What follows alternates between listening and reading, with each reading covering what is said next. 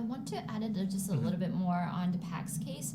In fact, that a PAC stands for Asia Pacific Opportunity Fund, and Mr. Guo's role in it was because Mr. Guo, in the past times, made a personal guarantee between a loan that PAC's the Asia Pacific Opportunity Fund loaned to a company named the Shining Time Leading, I believe. Yeah. And then it's documented. Actually, PAC's had already started legal actions since 2015, and it was the year when Miles fled from communist China to United States.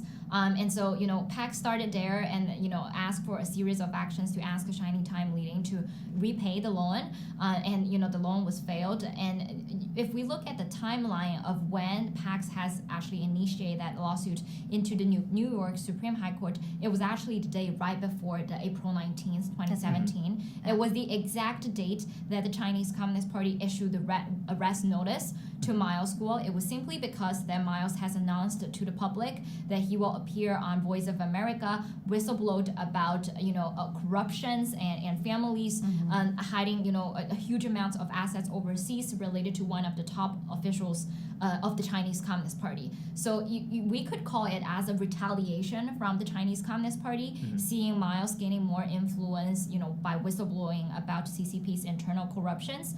And so it was at that time, like what Ava said, PAC started to initiate a series of actions which request Mr. Guo to, repay the loan by fine, 134 million within 5 business days with immediate payment, and with returning one of the yachts that was actually owned and controlled by Mr. Guo's daughter, Mei Guo, and by saying that, if the yacht was not returned to the jurisdictions on time, that for each day, Mr. Guo and his family will pay 500,000 USD dollars for per day just as the fine for the yacht. So a series of legal actions, had been initiated since the day that Mr. Guo officially, publicly stated and whistleblowed about CCP's corruption.